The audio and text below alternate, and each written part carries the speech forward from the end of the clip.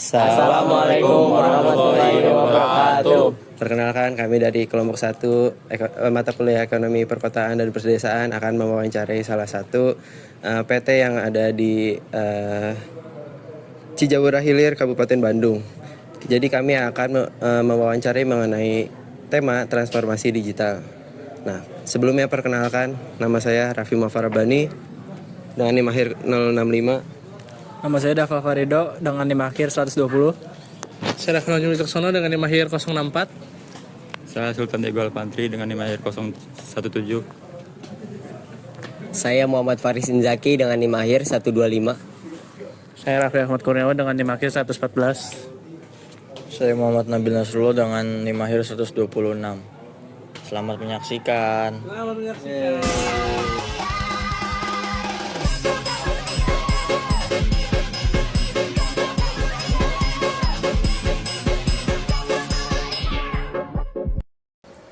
Dalam beberapa tahun terakhir, ada satu komoditas ekspor tradisional Indonesia yang justru menunjukkan pertumbuhan luar biasa di pasar global.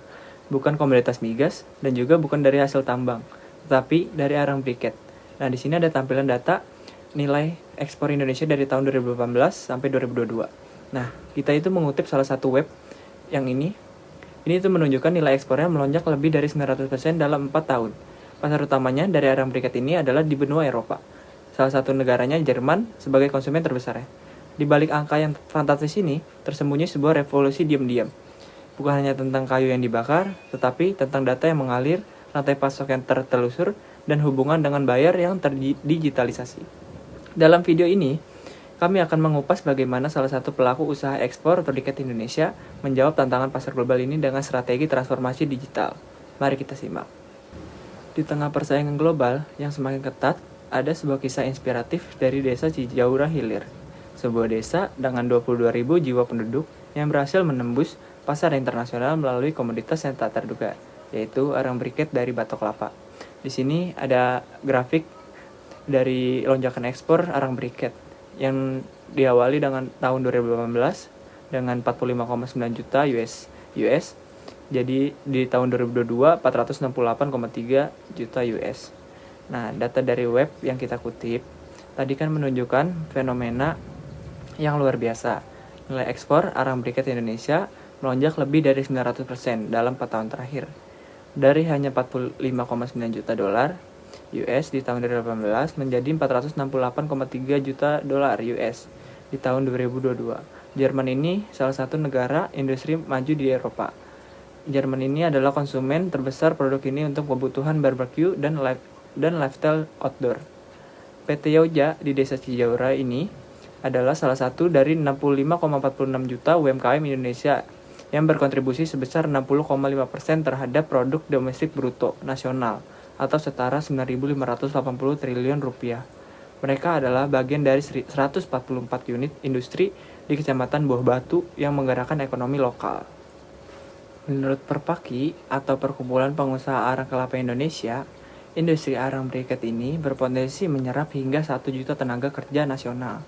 Di tingkat mikro, PT Yoja membuktikan potensi ini dengan memberdayakan masyarakat lokal melalui swadaya dan tenaga kerja manual. Yang dulunya dianggap limbah, batok kelapa ini menjadi emas hitam yang diburu pasar Eropa dan Timur Tengah dengan nilai kalori tinggi dan kadar abu yang rendah.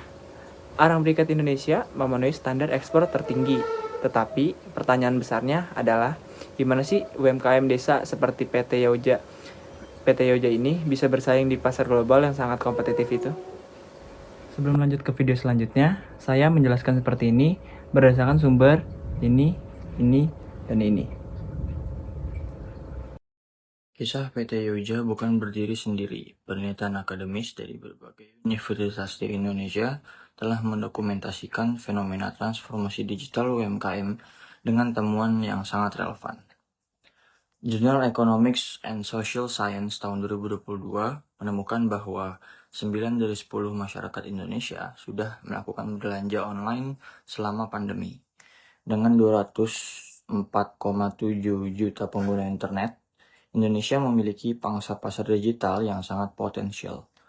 Tapi tantangannya adalah biaya transformasi digital yang tinggi dan literasi digital yang masih rendah. Dan disinilah PT Yuja menjadi studi kasus yang menarik. Mereka berhasil mengatasi tantangan biaya dengan memanfaatkan platform media sosial gratis seperti TikTok, Instagram, dan LinkedIn untuk membangun brand awareness. Di generasi digital, mereka aktif belajar dan beradaptasi yang membuktikan bahwa kemauan lebih penting daripada lokasi geografis. Studi dari Universitas Islam Negeri Sumatera Utara di tahun 2025 mengungkap gap yang sama. Kebijakan pemerintah sudah ada, tapi implementasinya masih tersendat karena infrastruktur tidak merata dan akses modal terbatas. Jurnal ini merekomendasi kolaborasi antara pemerintah, sektor swasta, dan UMKM itu sendiri. PT Yuja menerapkan rekomendasi ini dengan sangat baik. Mereka tidak bekerja sendiri, mereka membangun ekosistem kolaboratif dengan masyarakat desa, memanfaatkan swadaya lokal, dan menjalin komunikasi langsung dengan buyer internasional melalui platform LinkedIn. Jurnal terbaru tahun 2024 menekankan bahwa transformasi digital bukan sekedar adopsi teknologi, tapi perubahan mindset dan strategi bisnis. UMKM harus melihat digital bukan sebagai beban biaya, tapi sebagai investasi jangka panjang. Kemudian PT Yuja memahami ini dengan sempurna. Mereka tidak hanya posting produk di media sosial, tapi membangun strategi konten, engagement dengan audiens, dan memposisikan diri sebagai eksportir profesional yang kredibel. Hasilnya, produk mereka sampai ke Jerman dan Timur Tengah. Data menunjukkan 70% UMKM yang tergabung dalam ekosistem digital mengalami kenaikan pendapatan rata-rata 30%. PT Yuja adalah bukti nyata dari angka statistik ini. Oke, ya, jadi sebelumnya perkenalkan nama saya Dava Farido. Saya mau bertanya, tadi kan abang usahanya kayak mengekspor gitu kan. Jadi abang gunain jasa ekspedisinya yang nyediain fitur yang tracking digital nggak bang? Terus kalau misalnya dia nyediain, seberapa penting itu fitur itu? Biasanya hampir setiap mitra logistik itu ada yang namanya tracking. Tracking ini kan dalam artian pelacakan. Kita bisa tahu nih masih di mana sih kargo kita, udah sampai mana. Kita kan mesti tahu juga kan, mesti laporan secara berkala juga ke klien kita. Nah, itu yang kita temui logistik kita emang rata-rata ada fitur trackingnya. Nah, ini sangat penting lah buat kita untuk bisa tahu posisi kargo ini, karena kan di pengiriman lewat udara lewat laut itu kita nggak bisa prediksi cuacanya seperti apa, se ekstrim apa, jadi kita ada rasa khawatir lah terhadap kargo ini. Nah, jadi sangat penting lah, sangat bermanfaat banget buat kita untuk fitur tracking itu. Baik, terima kasih. Mau nanya pertanyaan selanjutnya. Tadi kan dijelasin juga kayak berhubungan dengan pembeli dari luar negeri itu lewat LinkedIn, TikTok, Instagram gitu kan. Peran dari aplikasi tersebut dalam negosiasi dan transaksi dengan pembeli luar negeri itu gimana perannya? Peran dari platform LinkedIn, TikTok, sama Instagram, pertama kita TikTok sama Instagram dulu. Sekarang itu yang tadi disebut sama rekan saya, banyak buyer, banyak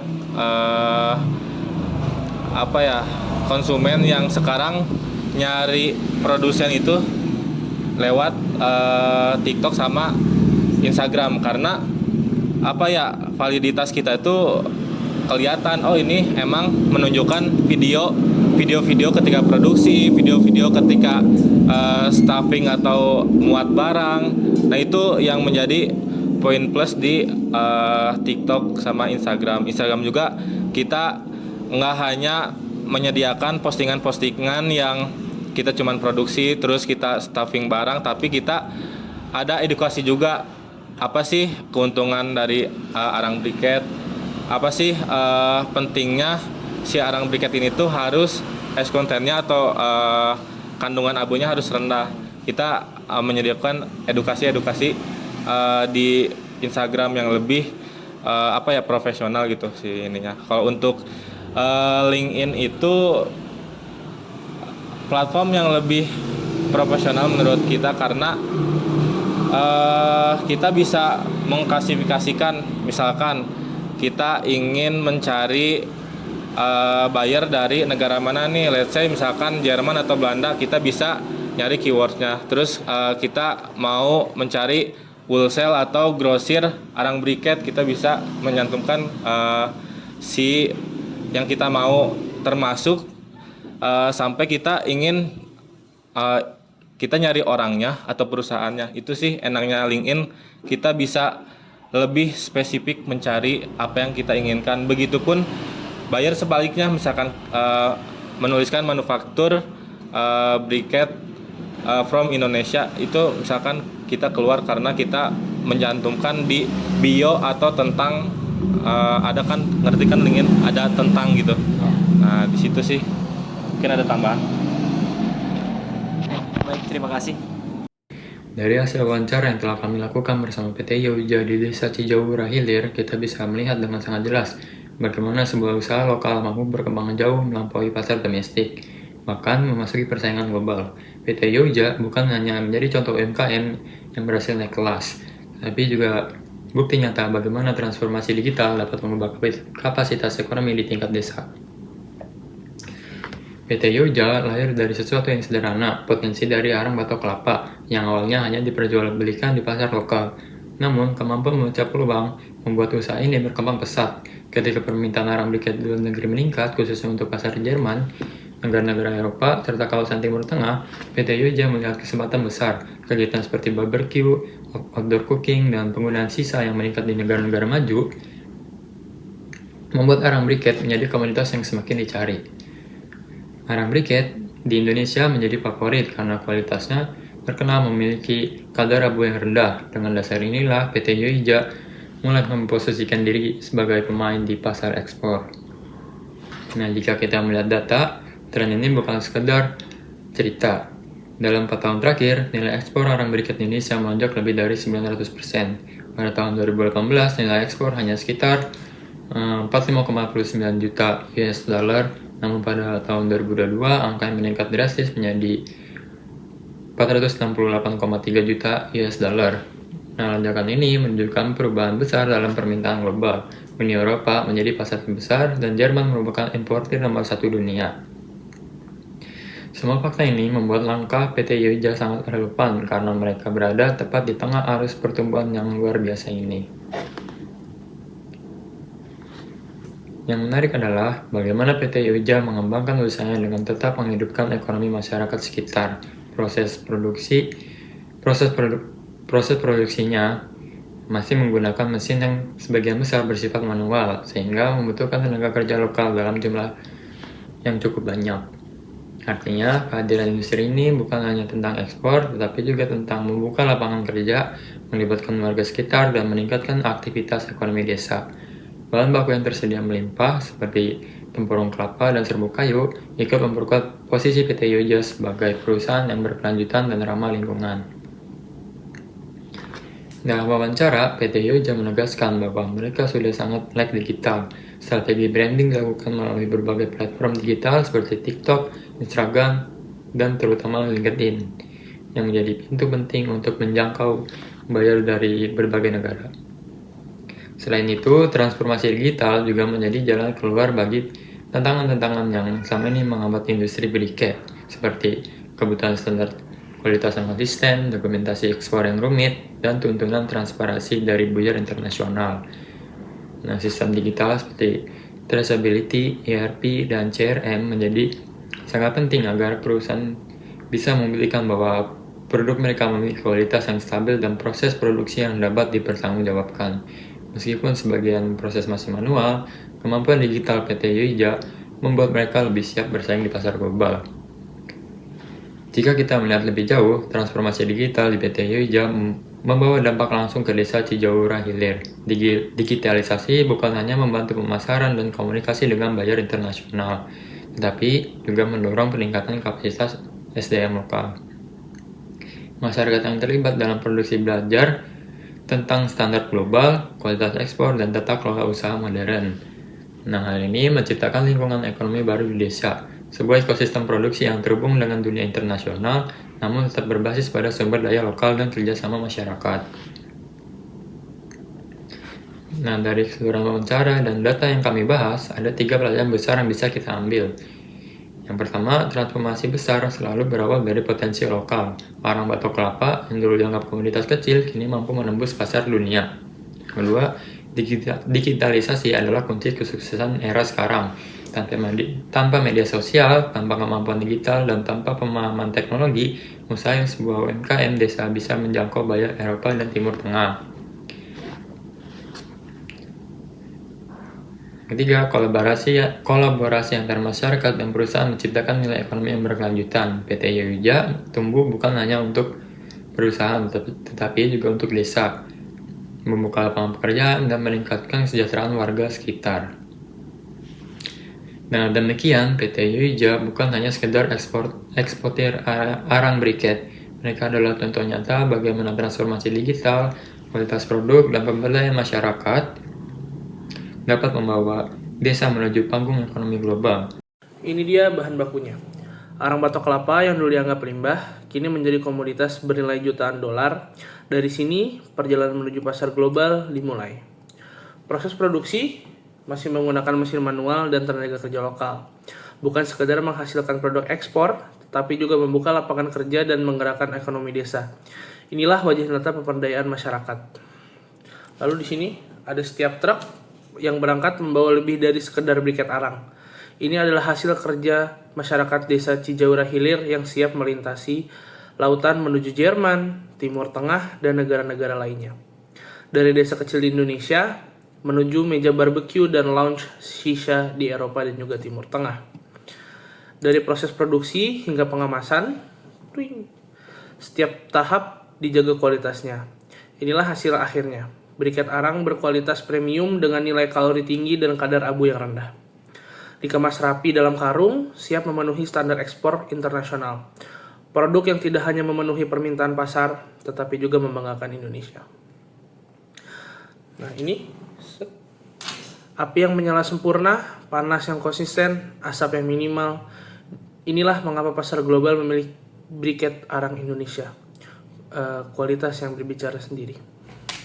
Selanjutnya kita masuk pada segmentasi peran pemerintah dalam upaya digitalisasi. Kesuksesan PT Yoja tidak lepas dari peran pemerintah dalam menciptakan ekosistem yang kondusif bagi transformasi digital UMKM. Mari kita lihat program-program strategis yang diluncurkan. Melalui program pemulihan ekonomi nasional, pemerintah telah mengalokasikan dana triliunan rupiah untuk UMKM dari 112 triliun di tahun 2020 meningkat menjadi 191 triliun di tahun 2022. Ini bukan sekedar bantuan uang, tapi investasi untuk menjaga momentum pemulihan ekonomi nasional. Program UMKM di Go Digital menunjukkan hasil yang mengesankan. Target 30 juta UMKM terdigitalisasi pada tahun 2024 hampir tercapai dengan 27 juta UMKM yang sudah memanfaatkan platform digital hingga tahun 2023. Artinya, dalam 3 tahun, jumlah UMKM digital tumbuh 125% dari 12 juta menjadi 27 juta. Gerakan Nasional Bangga Buatan Indonesia atau Gernas BBI bukan sekedar slogan. Program ini konkret membantu UMKM offline untuk onboarding ke marketplace seperti Tokopedia, Shopee, dan Bukalapak serta platform digital lainnya. Mereka juga mendapat coaching, promosi gratis, bahkan akses pinjaman dari Bank Himbara. PT Oja sudah melek digital secara mandiri, tetap merasakan dampak positif dari ekosistem yang diciptakan pemerintah ini. Infrastruktur internet yang semakin baik, kemudahan perizinan elektronik melalui Undang-Undang Cipta Kerja, dan akses informasi tentang ekspor. Semuanya memudahkan mereka untuk fokus pada kualitas produk dan ekspansi pasar. Program penciptaan 500.000 eksportir baru hingga 2030 adalah visi besar pemerintah. PT Yauja adalah salah satu eksportir baru yang membuktikan bahwa UMKM Indonesia punya daya saing global.